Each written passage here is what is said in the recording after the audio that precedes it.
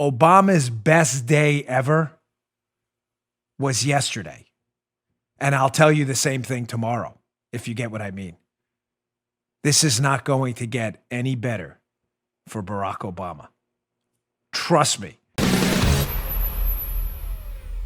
I've told you there's really only, in order to spy on an American citizen's phone calls, you have to get a warrant. You have to get a FISA warrant. You have to get a criminal warrant.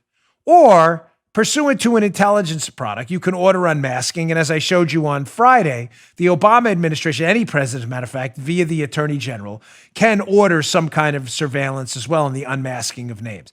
Lindsey Graham asked this question to Rod Rosenstein, who is one of the probably going to go down as one of the worst Justice Department officials in American history, an integral figure in this whole Spygate disaster. Lindsey Graham is asking Rod Rosenstein in this clip the same question I brought up in the Friday show. Well, if it wasn't a FISA warrant on Flynn, it wasn't according to the IG report. There was no FISA on Flynn, according to the IG report. There was no criminal warrant on Flynn, as far as we know. Having a criminal investigation on Flynn does not authorize you to surveil his phone calls. And whoever's telling you that is lying. I worked criminal cases for a long time. You can open a criminal case in a Secret Service office. Does not mean I can spy on Joe because I'm investigating Joe for counterfeiting. I can surveil him in public when there's no reasonable expectation of privacy. But for me to get Joe's phone calls, you need a Title III wiretap. Period. Full stop. Yep. So if neither one of those two were used, then how the heck again did they get Flynn's name? I already told you, Obama asked him, but here's Lindsey Graham poking at Rod Rosenstein. I want you to pay very close attention to Rosenstein's hesitation to answer this question about how they got it. And listen to what he says at the end. Pay attention to this line. I'm underlying it right here. People do things. They do. People do things. Listen for it. Check this out. So there's three ways this could have been done. You could have gotten a warrant through the normal criminal process. That would have been lawful if a judge granted it, right? Hypothetically, we do that all the time. Yes. Okay. Number two, you could have a FISA court, which is a little bit different, but it's still the court overseeing someone's request, right? Yes, that's correct. The third would be if the President Obama on his own decided to wiretap Trump Tower or the campaign. Do you know of any basis that he would have the ability to do that without a FISA warrant or without a warrant from a federal judge in a criminal investigation? No, I do not. Okay. As a matter of fact, he could not. No president can just unilaterally say, go wiretap that American citizen. Right? Senator, without court approval. I'm a lawyer, Senator, so. Well, no, you're not going to just be a lawyer. You're going to be the Deputy Attorney General. Well, here's the thing, and I'm a lawyer, and if somebody tells me nobody can do that, my answer is.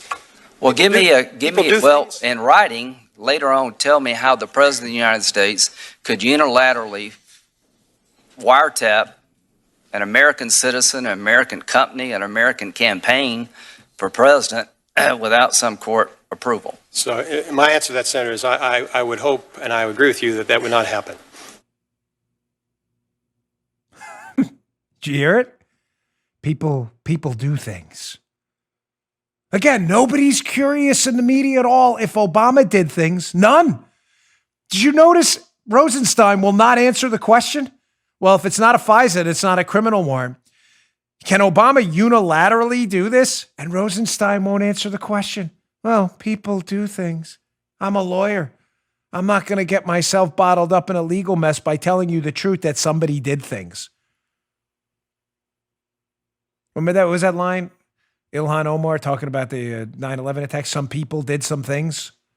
Did people do things? What kind of a people do things?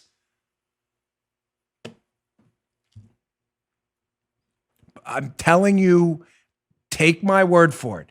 I have had great sources. They have never let me down, ever, ever. I think outside of the Rudy Giuliani horse trading show, where I think we were off on that one, that was kind of a bad tip. I cannot recall a major tenet of the Spygate case and the Flynn case, all the same thing. We have had to dial back due to a source misleading us. This is going to get a lot worse. I promise you. I want to get into the Mueller thing in a second, but I just want to leave you with this thought on Obama.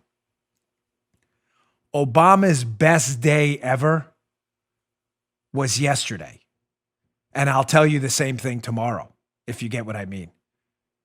This is not going to get any better for Barack Obama. Trust me. You just heard The Dan Bongino Show. You can also get Dan's podcasts on iTunes or SoundCloud. And follow Dan on Twitter 24/7 @DBongino.